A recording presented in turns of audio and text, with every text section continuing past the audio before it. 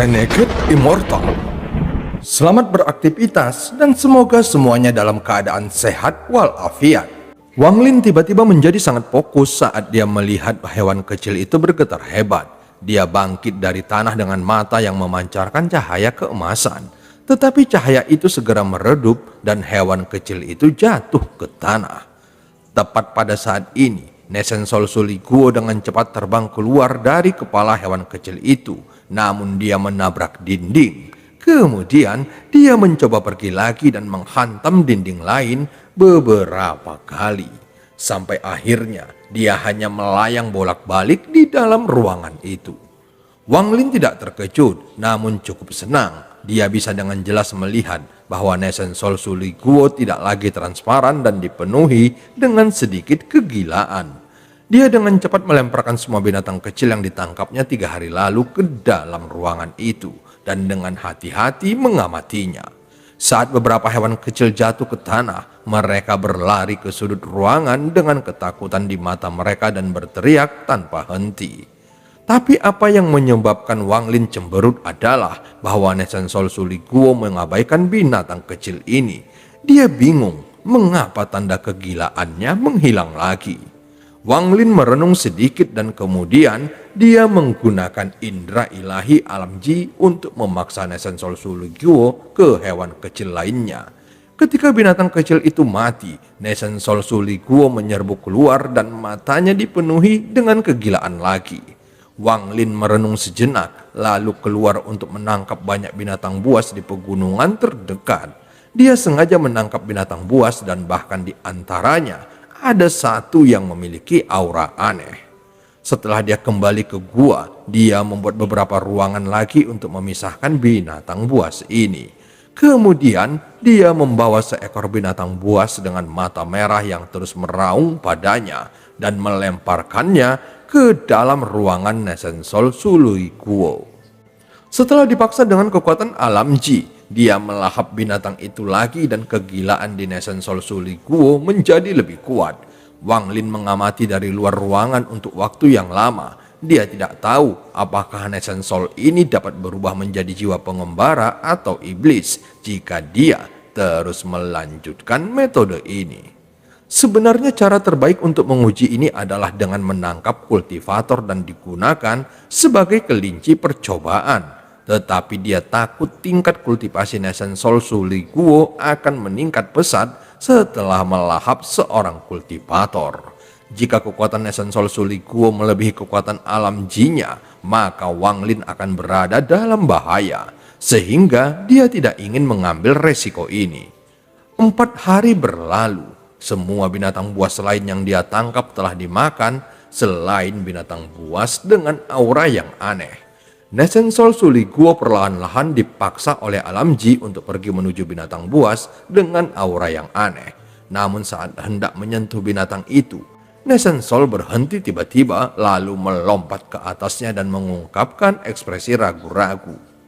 Kekuatan alam ji Wang Lin bergerak, membentuk petir merah dan menekan Nesen Sol. Saat berikutnya, Nesen Sol Suli Guo akhirnya mendekati binatang itu dan tampak binatang itu bergetar hebat.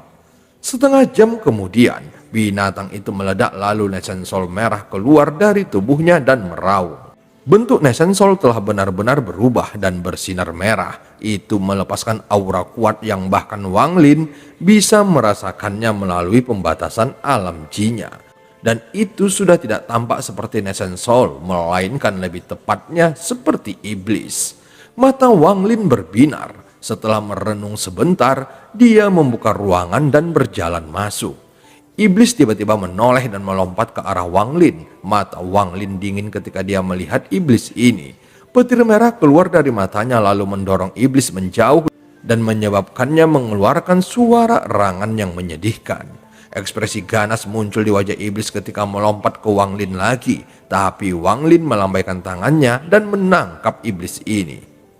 "Kamu sedang mencari kematian."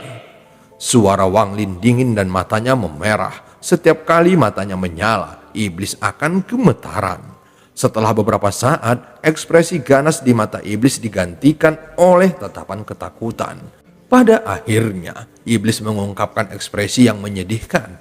Wang Lin memegangi iblis dan keluar dari ruangan. Setelah tiba di ruangan yang dia gunakan untuk berkultivasi, dia melemparkan iblis itu ke udara. Kejahatan muncul di wajah iblis lagi ketika dia bergegas ke langit-langit untuk melarikan diri. Wang Lin mencibir di dalam hatinya saat alam jinnya dengan cepat menyusul dan menghukumnya. Iblis mengeluarkan erangan sengsara ketika garis tipis asap muncul di tubuhnya dan dia tampak melemah. Wang Lin menampar tasnya dan mengeluarkan sepotong logam. Kemudian dia dengan lembut berkata kepada iblis, "Bersembunyi di dalam sini. Kamu tidak diizinkan keluar kecuali aku mengizinkanmu." Iblis memandang Wang Lin dengan ketakutan. Saat berikutnya dia berubah menjadi sinar merah dan memasuki potongan logam. Setelah menyingkirkan potongan logam itu, terlihat ada penyesalan di matanya saat melihat ke arah gua. Setelah keluar dari gua, dia melambaikan tangannya dan gua itu runtuh seketika. Segera Wang Lin terbang ke arah timur. Menurut ingatan Mai Liang, kuil Dewa Perang terletak di arah timur. Karena dia tidak bisa menemukan lokasi negara jauh dalam ingatan Mai Liang, maka dia harus memeriksa peta yang ada di perpustakaan kuil Dewa Perang. Setelah semua yang telah terjadi, sekarang pedang kecil warna hijau darahnya yang halus hanyalah sepotong logam dan kekuatannya telah sangat melemah. Jika dia melawan para kultivator ranah Foundation Establishment, maka dia tidak perlu menggunakannya. Namun jika dia melawan kultivator formasi inti, maka potongan logam ini bisa menyelamatkan hidupnya. Jadi dia harus belajar bagaimana cara memperbaiki harta sihir. Itulah alasan lain mengapa dia perlu kembali ke kuil Dewa Perang. Dan sebagai tambahan dari semua itu, dia harus menemukan tempat yin yang ekstrim atau dia akan terjebak di ranah Foundation Establishment tahap tengah. Hanya dengan yin yang ekstrim, dia dapat membentuk inti dingin ketiga dan mencapai tahap akhir dari Foundation Establishment. Wang Lin memutuskan untuk tidak menyerah mengolah metode kenaikan dunia bawah. Bagaimanapun, si Tunan pernah mengatakan kepadanya bahwa setelah dia membentuk inti dingin ketiga dan memadukannya, maka dia akan memiliki peluang tinggi memasuki tahap formasi inti. Ketika dia memulihkan kultivasinya, dia hanya bisa mengolah teknik kuil Dewa Perang dari ingatan Mai Liang karena dia tidak memiliki energi spiritual Ying. Tetapi yang membuatnya tertarik adalah jalan dewa. Meskipun energi spiritual dari mengembangkan jalan dewa tidak memiliki atribut, namun dari sudut pandang objektif, itu tidak lebih buruk daripada energi spiritual Ying. Tetapi keterampilan jalan dewa dari kuil Dewa Perang bukanlah tanpa manfaat. Jika energi spiritual Ying seperti pedang yang tak terkalahkan, maka pelatihan ini akan fleksibel seperti sutra. Kuil Dewa Perang terletak di gunung yang menusuk langit di bagian timur negara Haofen. Gunung itu diselimuti awan dan dipenuhi dengan binatang buas. Terdapat 4 subgunung yang menampung 4 subsekte kuil Dewa Perang di sekitarnya. Sebagai salah satu dari 4 sekte besar di negara Haofen, kuil Dewa Perang memiliki lebih dari 3.000 murid. Bahkan jika murid luar dimasukkan, maka masih ada sekitar 2.300 murid lagi. Pada hari ini di puncak rendah bersalju yang jaraknya 1 km dari kuil Dewa Perang, Zhou Jihong, Yang Xiong, dan Lin Tao sedang menunggu seseorang. 3 hari yang lalu, mereka bertiga tiba-tiba merasakan jiwa mereka bergetar ketika Wang Lin mengirimi mereka pesan melalui esensi darah jiwa mereka. Dia menyuruh mereka membawa beberapa barang, namun waktu yang ditentukan telah lama berlalu dan Wang Lin belum juga tiba. Namun mereka bertiga tidak berani pergi dari sini. Di antara mereka bertiga, tampak Lin Tao yang paling ketakutan. Zhou Jihong tampak bingung saat dia menggigit bibir merahnya. Pikirannya kosong. Mai Liang telah pergi selama lebih dari setahun. Dia awalnya berpikir dia tidak akan pernah muncul lagi. Namun ketika dia menerima pesannya 3 hari yang lalu, wajahnya langsung menjadi pucat. Ekspresi Yan Xiong adalah yang paling tenang. Selain cahaya yang berkedip dari matanya, dia yang terlihat paling normal. Namun setelah diperiksa lebih dekat, Dia sedang mengepalkan tangan kanannya. Waktu perlahan berlalu dan malam pun tiba, tetapi Wang Lin masih belum muncul. Mereka bertiga saling memandang dalam kebingungan. Di puncak gunung yang berjarak 2 kilometer, Wang Lin dengan dingin menatap mereka bertiga. Sejak pertarungan di negara jauh, Wang Lin menjadi sangat berhati-hati. Meskipun dia memiliki esensi darah jiwa mereka, namun mereka bertiga mungkin cukup bertekad untuk bertarung sampai mati. Oleh karena itu, Wang Lin masih menunggu. Jika ada sesuatu yang abnormal, maka dia akan menghancurkan esensi darah jiwa mereka lalu melarikan diri. Pada saat yang sama, Wang Lin juga mengukur reaksi mereka. Harus dikatakan bahwa bahkan jika mereka berpura-pura, mereka tidak bisa melakukannya untuk jangka waktu yang lama. Di antara mereka bertiga, ekspresi Lin Tao adalah yang paling normal. Sejak awal dia ketakutan dan gelisah. Zhou Jihong telah linglung sepanjang waktu. Kebingungan muncul di wajahnya meskipun dia berusaha untuk menyembunyikannya. Setelah mengamati mereka berdua, Wang Lin memusatkan perhatiannya pada Yang Xiong.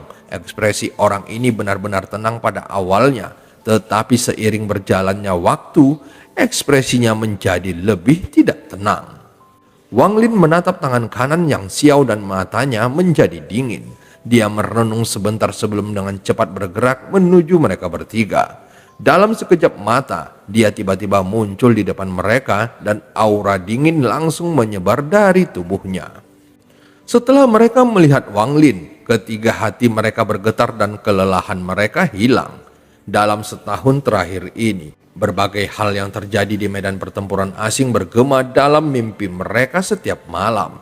Mereka tidak benar-benar yakin dengan kekuatan Wang Lin, tetapi tubuh Mei Liang di depan mereka menyebabkan hati mereka bergetar.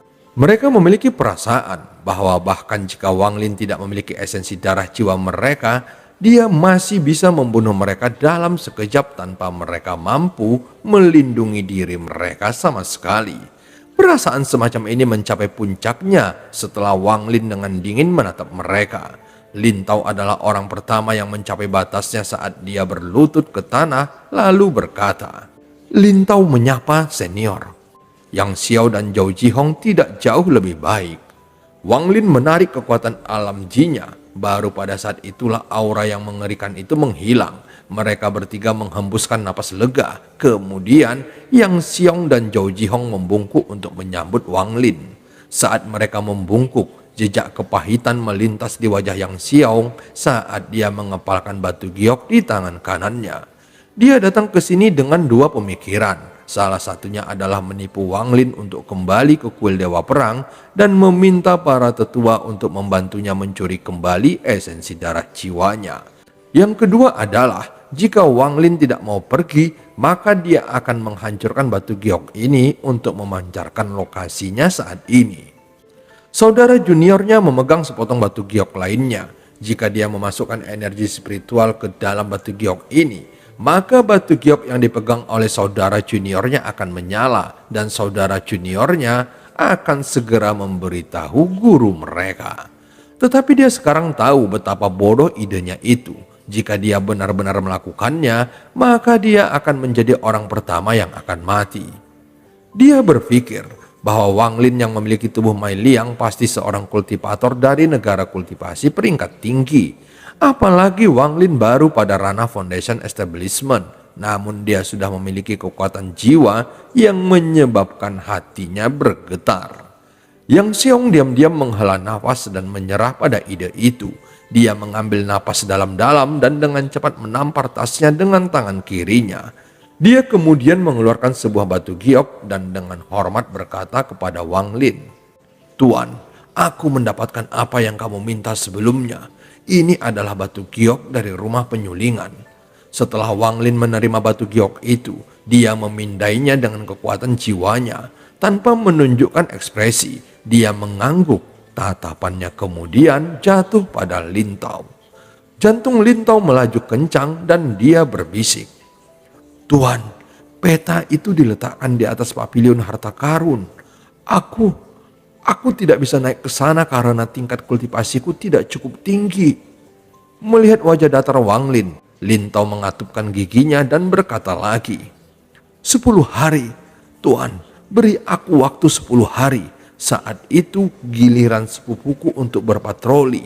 Setidaknya aku akan memintanya membuatkan salinannya. Wang Lin menatapnya dan mengangguk, lalu dengan lembut berkata, jika kamu benar-benar berhasil mendapatkannya, maka ketika aku meninggalkan negara Houfen, aku akan mengembalikan esensi darah jiwamu. Segera dia melihat ke arah Yang Xiao, matanya menjadi dingin ketika dia berkata, sebelumnya aku akan mengembalikan esensi darah jiwamu. Tetapi benda di tanganmu telah menggagalkan pencapaianmu. Kali ini aku tidak akan membunuhmu. Tetapi apakah aku akan mengembalikan esensi darah jiwamu? Itu akan tergantung pada waktu berikutnya. Tubuh Yang Xiong bergetar dan wajahnya langsung pucat. Ketika dia melihat Wang Lin, dia merasakan rasa takut yang kuat. Dia berlutut di tanah dan menyerahkan batu giok di tangan kanannya. Wang Lin tidak lagi menatapnya. Dia sekarang memandang ke arah Zhou Jihong. Zhou Jihong mengatupkan giginya, lalu mengangkat wajahnya yang cantik dan berkata, Senior, jalan dewa itu sangat aneh. Meskipun aku melihatnya 6 bulan lalu, namun aku tidak bisa mengingat apapun setelahnya. Jadi aku tidak bisa membuat salinan batu giok yang berisi teknik itu. Sebenarnya, senior tidak harus melalui jalan memutar seperti ini. Dengan kontribusi Mei Liang di medan pertempuran asing, secara alami senior akan diizinkan untuk mempelajarinya. Jalan dewa adalah yang paling menarik minat Wang Lin berdasarkan ingatan Mei Liang. Untuk beberapa alasan, kuil dewa perang sangat ketat ketika menyangkut murid-murid mereka yang mempelajari jalan dewa. Tetapi orang-orang di luar sekte harus membayar batu roh pada waktu yang telah ditentukan sebagai imbalan untuk mempelajarinya.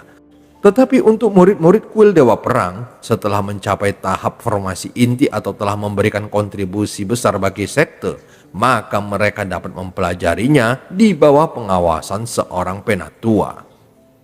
Menurut analisis Wang Lin, jalan dewa ini memiliki sesuatu yang istimewa. Bisa jadi jika seseorang di ranah foundation establishment mempelajarinya, maka itu akan berbahaya tanpa seseorang yang melindunginya.